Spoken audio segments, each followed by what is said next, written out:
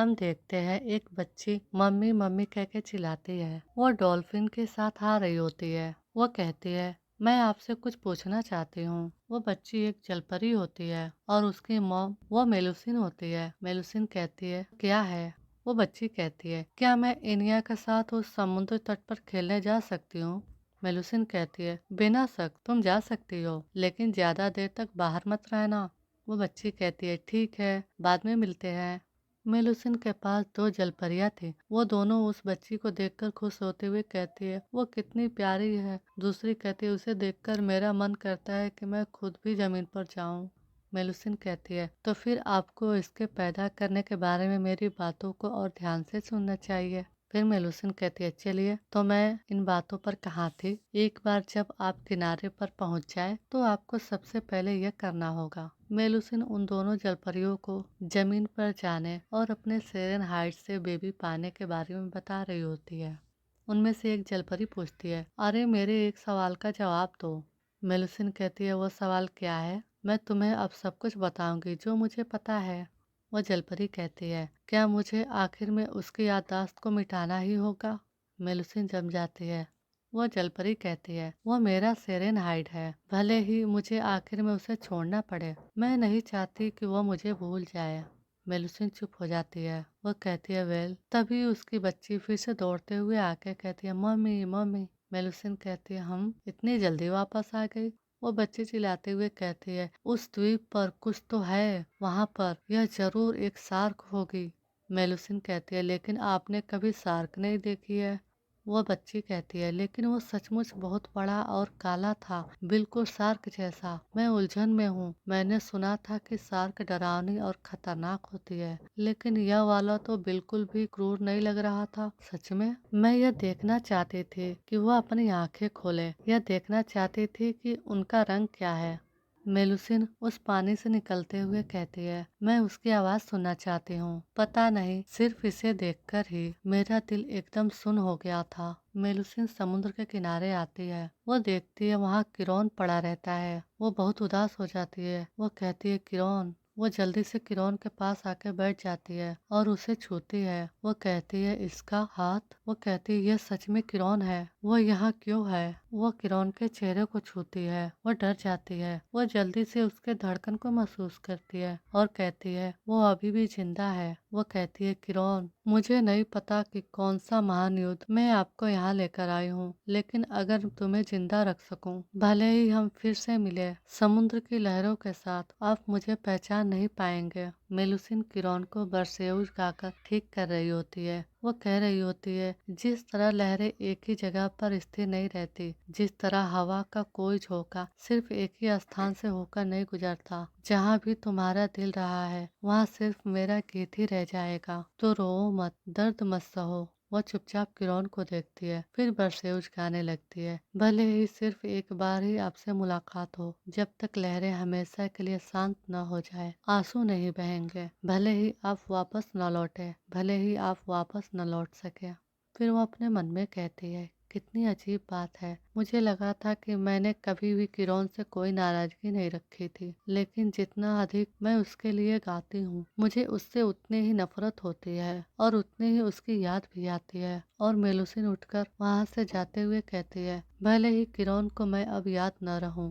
तभी किरौन की धड़कन चलने लगती है।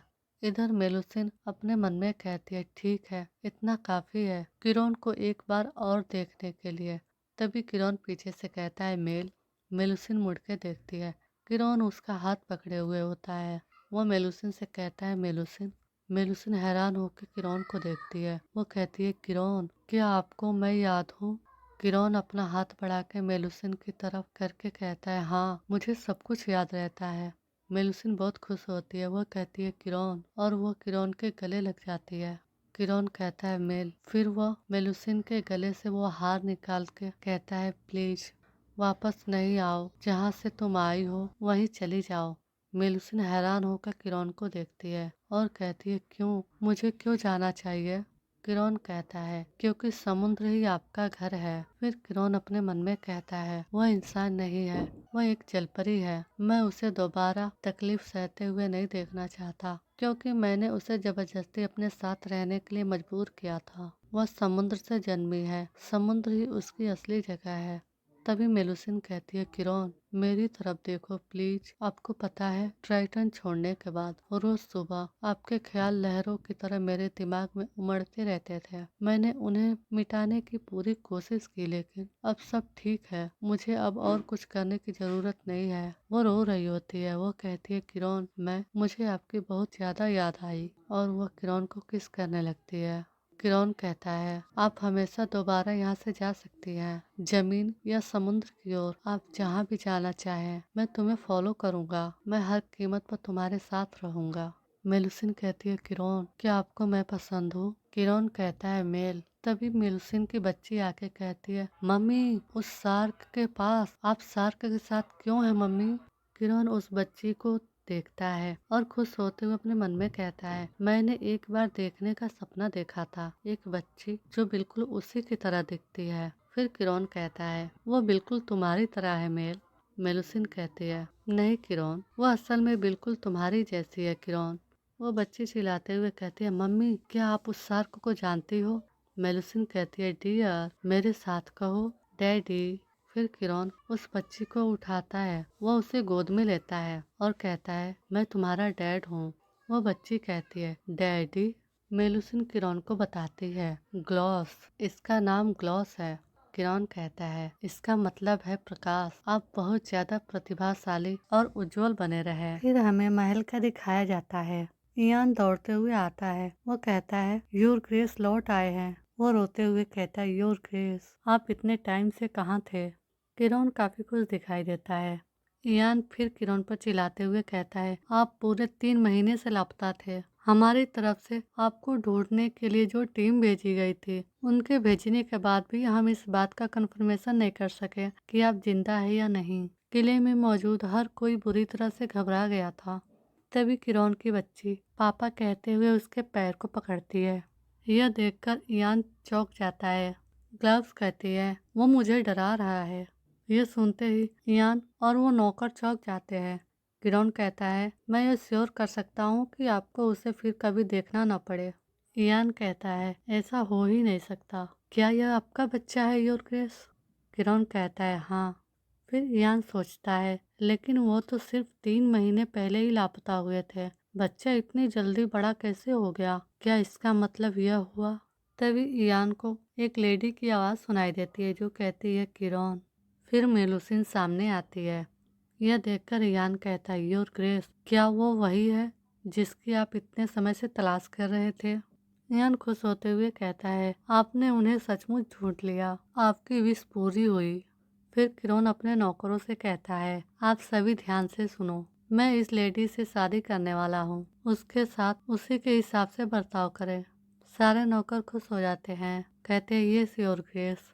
फिर हम देखते हैं ग्लव्स बहुत खुश होती है। वो बेड पर सोते हुए कहती है, यह बहुत ही कंफर्टेबल है। मेलुसिन कहती है, क्या आपको यह पसंद है? ग्लव्स खुश होते हुए कहती है, हाँ। फिर वो कहती है, मुझे वो पहला आदमी पसंद नहीं आया जिसे मैंने देखा था। वो इयान को कह रही होती है, लेकिन बाकी सब लोग वाकई बहुत अच्छे हैं। मेलुसिन हंसते हुए कहती है, सच में? तभी एक मेड कहती है, माफ कीजिए माय लेडी, उनके ऑर्डर के हिसाब से आपका बेडरूम उनके बेडरूम के ठीक सामने होना चाहिए। मेलुसिन कहती है, ओह थैंक्स, मुझे माफ करना। लेकिन तभी किरण यह कहते हुए अंदर आता है, वो वहाँ है। क्या शायद किसी नौकरानी का नाम एनी था? वह जल्द ही यहाँ आ जाएगी। ग्लव्स किरण को देखकर बहुत खुश होती है। वो कहती है, पापा। मेलुसिन खुश होते हुए कहती है, सच में एनी अभी भी यही है? किरण कहता है, हाँ।